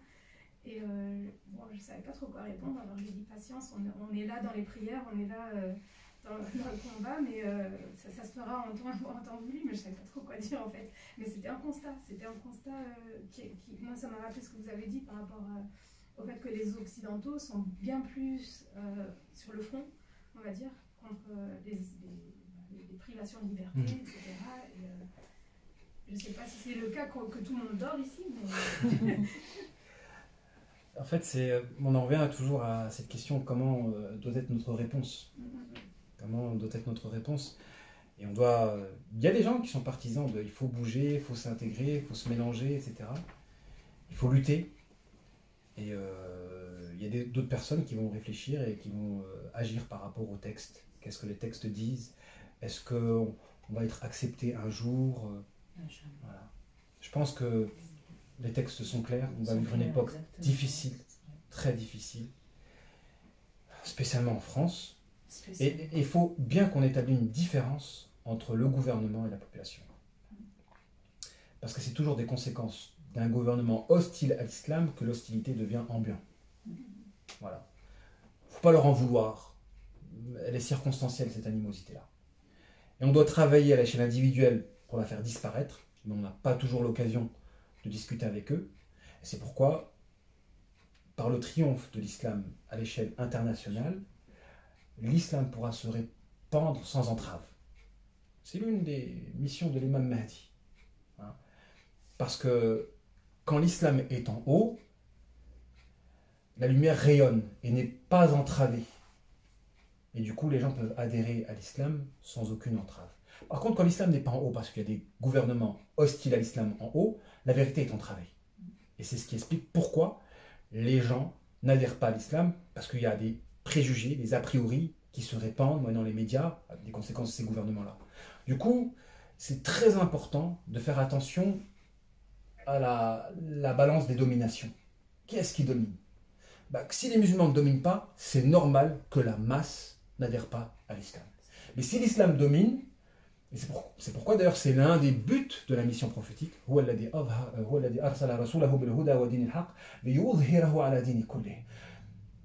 le but, c'est que Allah a envoyé le prophète avec la religion de vérité pour la faire surplomber, la mettre en haut, faire en sorte qu'elle domine, pour que comme un soleil, la lumière se propage tout partout, et que s'il y a des gens qui se refusent à rentrer dans la vérité, ils le font vraiment de eux-mêmes, intrinsèquement, et pas des conséquences des circonstances de l'environnement. Parce que 90% des gens qui ne sont pas dans l'islam, c'est des conséquences du décor ou d'un gouvernement hostile qui a besoin d'être injuste à l'endroit de l'islam, de falsifier le message de l'islam pour maintenir sa population dans l'opposition à l'islam ou dans la non-conversion, tout simplement. Un enfant, vous êtes divorcé, ça sera un kidnapping, il y a plein de choses quoi, qui... En fait, le but, c'est à travers toutes ces connaissances-là que tu prennes des décisions de vie. De vie. Si tu sais, en analysant sociologiquement une société et la psychologie humaine, on rentre dans une phase où l'hostilité vis-à-vis de l'islam va être de plus en plus évidente, tu te mets en danger si tu restes ici. Tu te mets en danger. Et si des conséquences du fait que tu as assisté à des cours qui t'ont mis en garde sur le fait qu'il y a un danger et qu'il faut absolument l'éviter, parce qu'il y a des gens, ils anticipent parce qu'ils sont visionnaires, ils voient loin. Ils savent que si on rentre dans cette phase-là d'hostilité entre un État et une minorité où on vit une époque de crise, et il y a de la violence, et ça se transforme en guerre civile, ça va être une catastrophe. Si tu savais tout ça, et que tu es resté ici, c'est suicidaire. Au minimum, déjà au niveau de l'éducation, ça va être difficile. Déjà, au niveau de la spiritualité, ça va être difficile. Mais là, on ne parle pas uniquement de l'agression spirituelle, on parle d'une agression même physique. Ça va faire mal, même au niveau du corps. Il va y avoir des agressions physiques. Mais est-ce qu'on doit laisser un enfant pour sauver sa vie à un autre enfant? Ah non, non, Ben non. Voilà, c'est ça. D'où Quand on le veut fait pas- que tu dois réfléchir à une stratégie qui te permet de sauver le maximum de personnes. Après, espérons qu'on n'atteindrait pas ce degré où il y aura un massacre global. C'est-à-dire même au bled, la colonisation, ils n'ont pas massacré tout le monde, mais ils ont massacré quand même beaucoup de gens. Quand même beaucoup. On retrouve encore des fosses. Oui. Et vous vous exposez pas beaucoup avec un discours aussi décomplexé sur du coup, en fait, vous nous prêchez, mais vous vous exposez beaucoup en fait. Vous prenez des risques. C'est Et un aussi, vous combat. devez faire attention à vous en fait. C'est un combat. C'est une bonne question. Non, mais regarde, subhanahu wa ta'ala, il protège, il ne faut pas compter sur la protection. Mais voilà. Moi, j'ai une question, s'il vous plaît. Oui. En fait, dans le concret, je voudrais savoir comment on peut faire. Parce que tout seul, individuellement, il y en a qui sont par exemple mariés, qui ont des enfants, peut-être le mari ne veut pas, peut-être que tu as un enfant divorcé, tout ça c'est bloqué. Mais en fait, pour régler tous ces problèmes-là qui peuvent nous bloquer, pour moi la solution c'est un groupe. Et de le faire en groupe, et savoir où on va et faire quoi. Et j'aimerais savoir comment on fait pour faire ça en fait, pour se sentir sécurisé dans le projet. Alors, c'est une bonne question, parce que normalement c'est vrai que ces décisions-là doivent se faire en groupe, parce qu'on doit assurer quand même une économie à même de gérer ce groupe-là. Si on parle individuellement, il faut que la finance qui accompagne le projet, vous ne pouvez Combien pas de finances, quitter. par exemple. Une émigration, elle peut se faire facilement. Partir, c'est facile. La question, c'est faire durer cette émigration-là. Et ça implique des entrées régulières. Donc, il faut une économie locale. C'est pas d'avoir un stock d'argent et de les dépenser au fur et à mesure, et dès qu'il n'y a plus d'argent, je fais demi-tour. Beaucoup de gens ont fait ça. Non, il faut faire un projet là-bas. Exactement. Faut Il faut des avoir un projets. projet. Arriver comme ça, Comment? là-bas, par exemple en Turquie, Oui. on peut débarquer comme ça. Bah, il y a un groupe Facebook apparemment émigré en Turquie. Il y a plein de gens qui émigrent, et même pas pour des raisons religieuses. Même pas pour des raisons religieuses. Il y a un groupe Facebook émigré en Turquie. D'ailleurs, je crois qu'il n'existe Moi, plus. j'ai le pas groupe. Facebook alors. Ouais, moi aussi, je l'ai plus. Moi aussi, Plus rien, je l'ai c'est pas comme aussi. ça. Ouais. Non, Et c'est en fait, à l'heure d'aujourd'hui, trop c'est vrai que... abstrait, c'est ça moi qui me. Comment? C'est trop abstrait quand on se pense sur ces sujets-là, on ne sait pas quoi faire en fait. Peut-être que là où je m'interdis d'être trop Précis. clair et précis, c'est à ce niveau-là. Ouais, mais du coup, Parce on que, peut rien prévoir. voilà, non, mais parce que c'est dangereux. À partir du moment où une hijra est organisée, là, ils vont attaquer direct. Ça, je sais Ouais, que... mais après, on peut c'est la enlever ligne le rouge. téléphone, enlever tout ce qu'ils peuvent. Et après, on parlait. Je sais pas. C'est là où on attire l'œil. Hein. Avec un téléphone, il faut savoir que ils ont toutes accès, les informations. ils ont Ouais. accès À tout. à l'identifiant du téléphone. Mm. Ils ont accès à l'identifiant du téléphone. Vous l'éteignez, vous le rallumez, vous êtes en Australie, ils savent que vous êtes en Australie. Ils le savent. Hein. Non, moi, j'ai testé plusieurs fois mon téléphone. À chaque fois que je vais en Algérie, bienvenue en Algérie. Je reviens à Paris, bienvenue à Paris. Je vais en Espagne, bienvenue en Espagne. Mais hein, c'est les- incroyable. C'est les réseaux. Faut tout avoir. oui, c'est le portable. Hein. C'est le portable. Hein. Même si Donc- on l'éteint et qu'on le rallume, ils le savent. Moi, ça me. Donc il faut commencer. Donc je pense qu'il faut qu'une personne commence. Et au fur et à mesure, qu'on développe le lien fortement, Tout on doucement. s'entraide à concrétiser ce projet là-bas. Ouais. Il faut qu'il y ait une ou deux personnes qui commencent, qui partent en développant une économie de manière solidaire. Il faut qu'on se fasse confiance. Et puis de toute façon, on le fait parce qu'on est guidé par nos convictions. En fait, la différence entre un musulman croyant et le musulman qui ne l'est pas, c'est que le musulman croyant, il vit par rapport à la révélation. Il vit par rapport au Coran ou à Hadith. C'est ça qui gouverne ses postures actuelles ou ses positionnements futurs. La différence, elle est là. Après, vous pouvez être musulman, mais l'islam, il est secondaire dans votre vie parce que vous n'agissez pas par rapport au Coran et au Hadith. Donc, bien sûr, il faut que la première personne, il faut qu'on réfléchisse collectivement à résoudre ce problème-là. Mais c'est vrai que si on ne montre pas l'exemple, c'est théorique. Et c'est trop Il abstrait. faudrait y aller, voir là-bas tout ce qu'on peut faire, je sais pas. Moi, c'est- Bismillah, si vous êtes partante, mashallah. Ah, moi je suis On partant. prend le nom, les coordonnées, et d'autres personnes qui veulent pas partir. faire de test, on peut y aller sans test là-bas ou pas? En fait, c'est Rien, facile, hein. Franchement, pour avoir la résidence, donc soit vous achetez un bien, Non, mais test Corona. soit, Alors, déjà, pour aller dans le pays, j'ai jamais été. soit vous êtes étudiant. Alors, soit vous êtes étudiant. Je vous dis, hein, les voies par lesquelles vous pouvez avoir la résidence. Donc, soit vous êtes étudiant, vous inscrivez à la fac pour apprendre la langue turque, parce que c'est que la première chose que vous devez faire si vous allez là-bas, c'est apprendre la langue turque au minimum. Donc, vous vous inscrivez à la fac, soit vous achetez un bien. Et la troisième chose, c'est classique, c'est comme dans tous les autres pays, le travail. Le travail, les études ou l'achat d'un bien. C'est les trois choses par lesquelles vous pouvez avoir la résidence. Et si le bien que vous prenez a une grande valeur, vous pouvez avoir l'identité, la nationalité. C'est une grande valeur, il y a une limite. Et sinon, si vous prouvez que vous restez là-bas 5 ans, vous pouvez avoir le passeport. 5 ans, Mais 5 ou 10. Paris, il y a des biens dans les terres où genre ils ont des... Enfin, il faut aller voir après, hein, c'est juste fouiller sur internet, mais il y a des biens dans les terres parce que les gens quittent les terres pour aller dans les villes justement. Possible. De toute façon, si vous faites une hijra, vaut mieux aller dans... On en reviendra hein, sur les crises qui vont arriver. Il faut investir dans une économie réelle, à savoir le bétail, la terre, etc. Ça, c'est l'économie réelle, parce que c'est ça qui va être la plus grande des richesses à la fin des temps, ça sera ça. D'ailleurs, il y a Bill Gates qui a investi dans un grenier à graines en Norvège. Donc un espèce de manoir hyper sécurisé où ils mettent toutes les graines, et les graines bio, hein, pas les graines OGM. Et donc ça montre bien... Qui commence déjà à spéculer, en fait. Voilà. Commence déjà à spéculer. Moi je voyais plus plein de gens qui investissent de l'argent et tous ensemble on achète un coin, on ramène des graines. Enfin, tout ça, c'est pas possible. Non, tout ça, c'est pas possible, mais ça peut se faire. Il faut juste que... Je pense que le projet se lance et que les gens fassent le premier pas.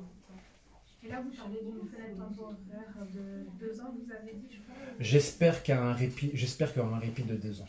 J'espère, je le souhaite, ce répit de 2 ans.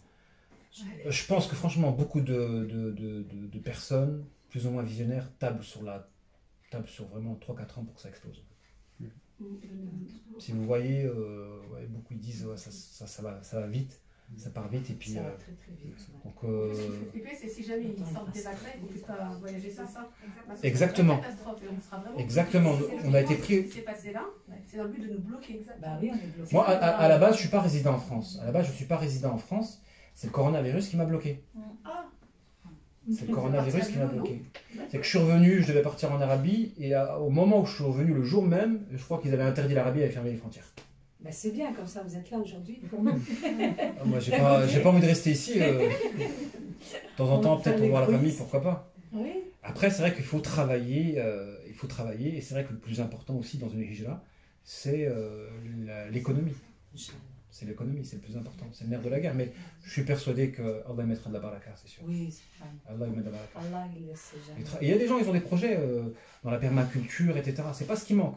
Et il y en a plein qui se reconnaissent tous à travers ce message de on veut partir. Il y en a plein. Par contre, c'est pas structuré.